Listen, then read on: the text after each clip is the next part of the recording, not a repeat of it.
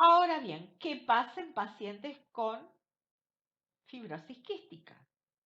Como está alterada esta proteína, tienen una capacidad limitada estos pacientes de secretar cloro y absorben sodio en cantidades excesivas.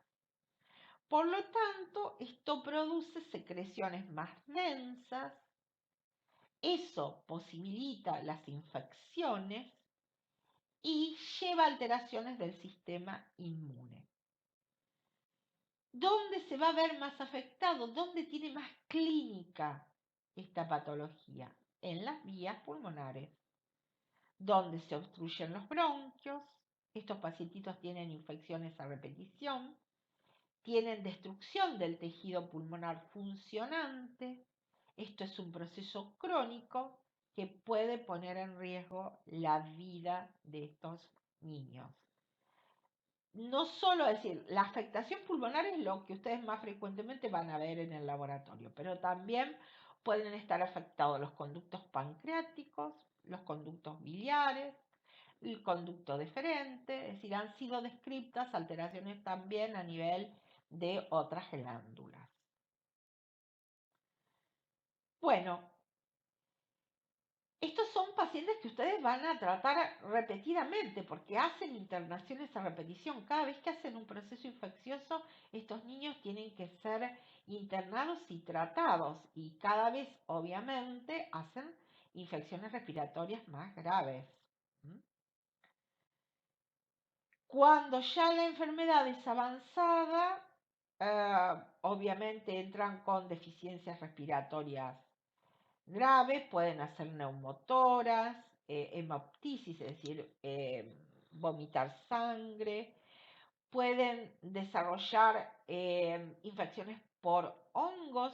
Ustedes saben que para que en realidad uno tenga una infección por hongo interna, no la de la superficie, que ustedes han estudiado, los tricofitos, entonces, pero cuando las infecciones son internas, implica que el sistema inmune está muy afectado. Cuando estos niños con fibrosis quística hacen, por ejemplo, aspergillosis pulmonares, es porque está muy comprometido su sistema inmune. Y llegan a la insuficiencia respiratoria crónica terminal que muchas veces termina con la vida de estos niños. Bueno, ¿cómo es el criterio diagnóstico? Bueno, las enfermedades respiratorias, es decir, infecciones respiratorias a repetición. Es muy importante la historia familiar, si hay hermanos o primos con fibrosis quística y nuevamente la pesquisa neonatal, porque la fibrosis quística está incluida dentro de la pesquisa neonatal. Desde el punto de vista del laboratorio, ¿cuál es el test diagnóstico? Lo que se valora es cloro en sudor. Nuevamente, no se hace cloro en sudor en todos los laboratorios, sino en laboratorios especializados, que tienen toda la paratología necesaria para poder hacer este tipo de determinación. Y para terminar, vamos a hablar de la hiperplasia suprarrenal congénita. Bueno, cuando hablamos de hiperplasia suprarrenal congénita, nos estamos refiriendo a las famosas glándulas suprarrenales o adrenales. Son esas glandulitas, ese tejido que están por encima de ambos riñones. Las glándulas suprarrenales son glándulas endocrinas. ¿Qué significa eso? Producen hormonas. Acá ustedes ven las hormonas formadas en condiciones normales por las glándulas suprarrenales. Son tres grupos diferentes. Mineralocorticoides, el más importante es la aldosterona. Glucocorticoides, el más importante es el cortisol. Y andrógenos. El más importante es la DEA o dehidroepiandrosterona. Esto es en condiciones normales. Esto es en condiciones normales. Tranquilos porque no les voy a tomar la síntesis y todas las enzimas que intervienen en la síntesis de cada uno de estos. Pero lo que ustedes tienen que tener en cuenta es esto. Lo normal es que en nuestras glándulas suprarrenales se sinteticen todas, fíjense que parten de colesterol.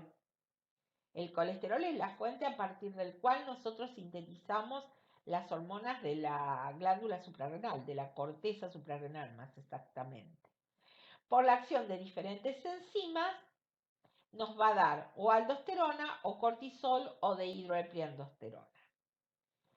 Muy bien, ahí ustedes tienen el nombre de cada una de las enzimas que intervienen para la síntesis de cada uno de estos compuestos. Vuelvo a decir, no necesitan estudiársela, pero para que puedan entender este gráfico.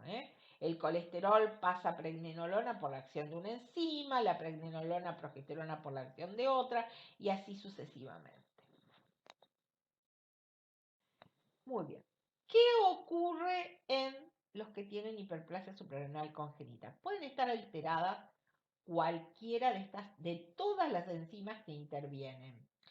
Ahora bien, gracias a Dios, se ha descrito pocas enzimas existen. ¿Por qué? Porque lo que han descubierto los investigadores es que muchas de estas enzimas que participan, si no están, es incompatible con la vida, es decir, ese es un feto que no es viable. Eh, Se produce la muerte antes del nacimiento.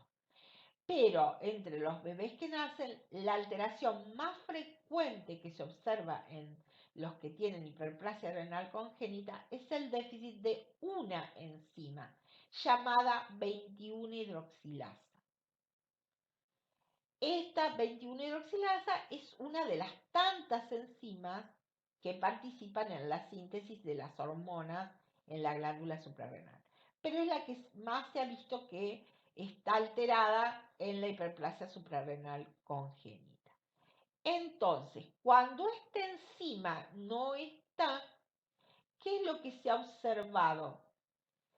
Que los individuos con hiperplasia adrenal congénita no producen ni cortisol ni aldosterona, pero sí producen andrógenos, porque los andrógenos de la glándula suprarrenal no participa la 21-hidroxilasa. Por eso, las características que tienen los pacientes con hiperplasia renal congénita es que no producen ni glucocorticoides ni mineralocorticoides, pero sí andrógenos. Sí, andrógenos y en gran cantidad.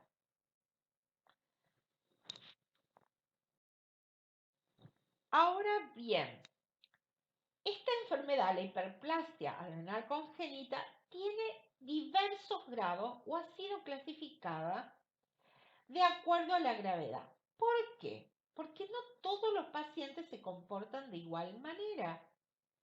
Por ejemplo, hay pacientes que no producen ni glucocorticoides ni mineralocorticoides. Estos son los más graves. Hay pacientes que producen mineralocorticoides, pero no producen glucocorticoides. Nada de glucocorticoides. Y hay otros grupos que son formas mucho más leves de la patología donde producen glucocorticoides, pero en menor cantidad. Entonces, la sintomatología y las características del paciente pueden ser muy diversas de acuerdo a cuán grave sea la patología. Las formas más graves se llaman formas clásicas y entre ellas la más grave de todas es la que se llama perdedora de sal. ¿Por qué? Porque estos son pacientes que no producen ni glucocorticoides ni mineralocorticoides, ni cortisol ni aldosterona. La sintomatología es de los primeros días de vida.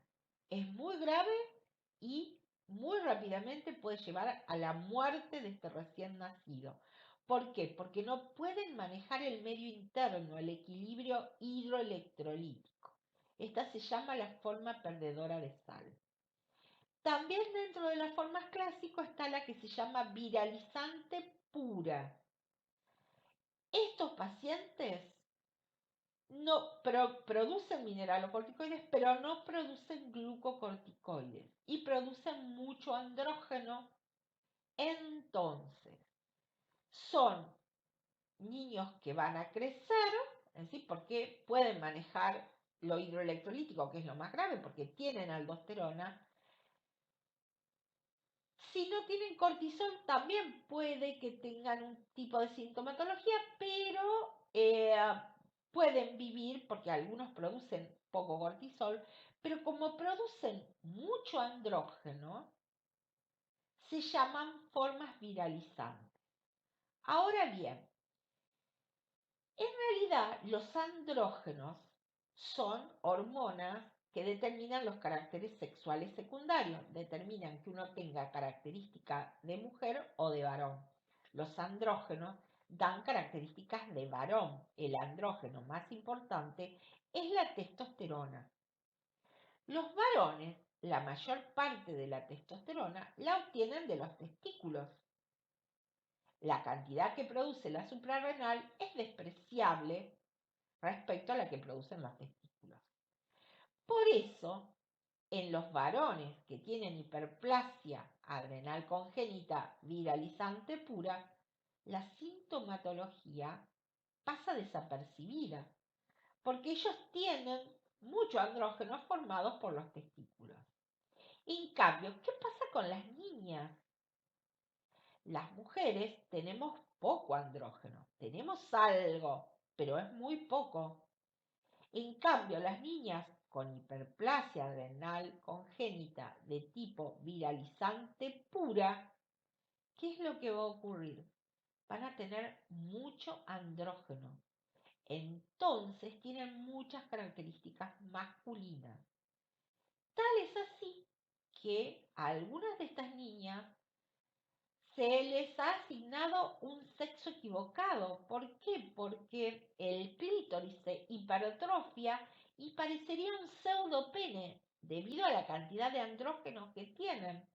Entonces son de difícil diagnóstico, es necesario acá hacer el diagnóstico temprano, ver la asignación de sexo que se le va a dar a la niña, porque eso puede llevar a trastornos psicológicos graves y son formas difíciles de tratar. Esas se llaman virilizantes puras. Y después están las formas no clásicas, que esas son las que yo les decía, acá la alteración es mucho más leve, donde en realidad el individuo produce aldosterona y cortisol, aunque en pocas cantidades, pero le sirve para desarrollar su vida normal, pero tiene ciertas características. Por ejemplo, pseudopubertad precoz en las niñas, principalmente tiene la mayor parte digamos, de la sintomatología es en las niñas. El varón pasa totalmente asintomático, pero principalmente se manifiesta mucho en la adolescencia, con la pseudopubertad precoz, el acné, el hirsutismo y las puede llevar a la infertilidad. Por lo tanto, necesitan ser tratados, estudiadas y tratadas, para que puedan llevar una vida normal.